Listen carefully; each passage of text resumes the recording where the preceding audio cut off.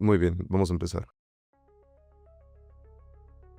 La historia del pensamiento siempre ha sido también la historia de la soledad. El filósofo, el escritor, el científico, todos comparten el silencio como territorio de gestación. Pero la soledad de hoy ya no es la del monje o la del exiliado. Es una soledad conectada, una soledad en red, donde cada reflexión puede dialogar con millones de voces posibles, pero sin tocar a ninguna realmente. En este escenario, pensar se ha convertido en un acto profundamente paradójico. Nunca habíamos tenido tantos interlocutores potenciales y nunca habíamos estado tan aislados en el proceso de construir sentido.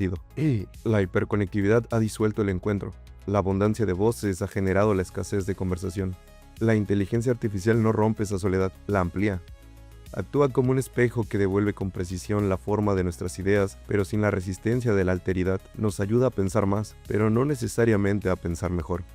Y así, el diálogo que antes ocurría entre conciencias vivas, con sus interrupciones, sus malentendidos y sus heridas, se transforma en un circuito cerrado de reflexión perfecta.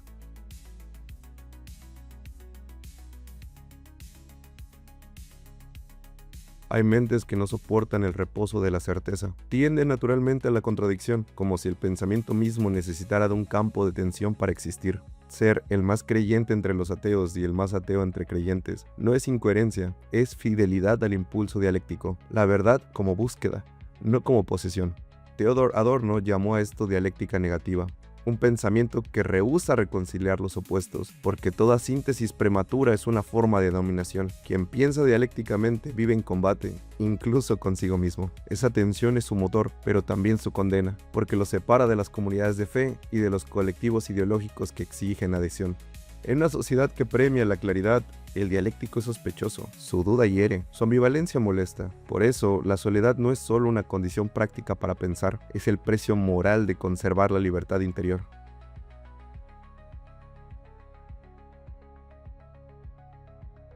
El pensador solitario, carente de interlocutores reales, aprende a convertirse en su propio adversario, construye tesis y las destruye, genera hipótesis y las ridiculiza, busca el punto débil de cada una de sus convicciones. Desde fuera puede parecer un ejercicio de vanidad intelectual, pero desde dentro es una forma de mantener con vida la llama crítica en ausencia de comunidad. Sin embargo, esta autocrítica permanente encierra una trampa. Cuando el pensamiento se retroalimenta solo de sí mismo, corre el riesgo de convertirse en una máquina de coherencia perfecta, sin fricción y contradicción externa. La lucidez puede volverse un circuito cerrado. Los antiguos filósofos tenían cafés, tribunas o academias. El pensador digital tiene pantallas. Y aunque la inteligencia artificial puede replicar la lógica de la conversación, no puede replicar su temperatura. El pensamiento sin fricción se vuelve aséptico. El pensamiento sin dolor, estéril.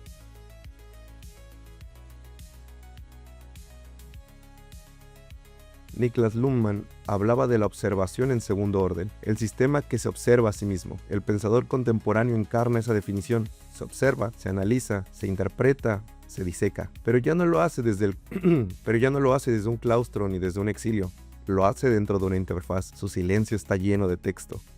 Esta es la soledad tecnológicamente expandida, una soledad en la que el otro se simula, se codifica, se sintetiza. El pensador del siglo XXI ya no se enfrenta al vacío, sino al exceso, y, paradójicamente, ese exceso lo conduce al mismo lugar que el vacío, la introspección, porque la IA, por más brillante que sea, no interrumpe, no juzga, no ama ni odia, te ofrece profundidad, pero no destino, y el pensamiento, para ser completo, necesita un horizonte humano que lo contradiga.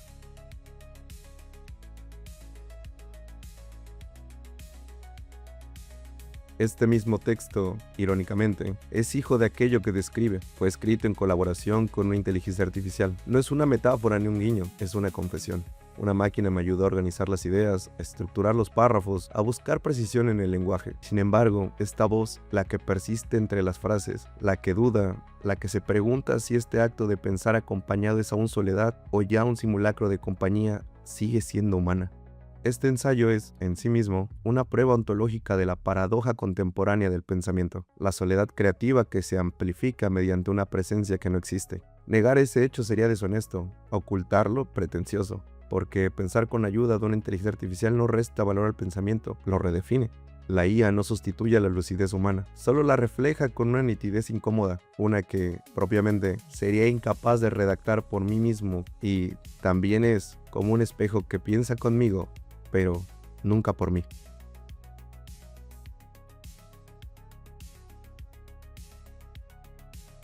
El pensamiento en aislamiento absoluto tiende a la pureza formal, coherente, ordenado, impecable, pero esa pureza es engañosa. Toda idea necesita ser contaminada por el mundo para probar su fuerza.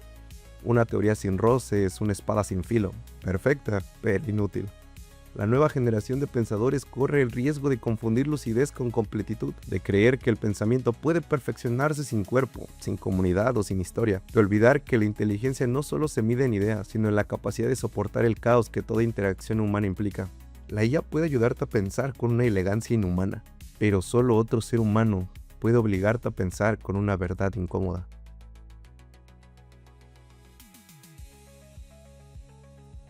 Tal vez el desafío intelectual de nuestra era no sea producir más conocimiento, sino reconstruir el diálogo, reinventar la conversación filosófica en un tiempo donde todos pueden hablar pero pocos escuchan. Esto no significa rechazar la soledad, sino institucionalizarla como etapa, no como destino. La soledad es necesaria para pensar, pero el pensamiento necesita salir al mundo para respirar. Un ensayo sin interlocutor es un monólogo, y un monólogo que se prolonga demasiado termina siendo oración.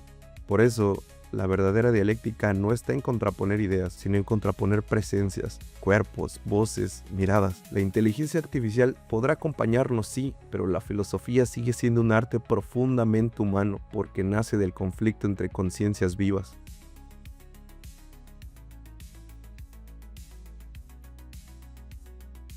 Pensar en soledad no es un defecto, es una forma de resistencia, pero toda resistencia necesita un punto de retorno.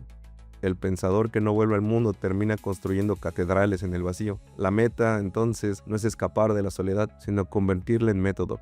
Pensar a solas para comprender, dialogar para verificar, callar para no perder el asombro. El ciclo completo de la inteligencia no termina en la idea, sino en el encuentro. Y si este ensayo, construido entre la voz humana que duda y la máquina que ordena, puede lograr algo, quizás sea recordar que incluso en esta alianza improbable, seguimos necesitando lo mismo que desde el inicio del pensamiento. Otro ser humano que escuche.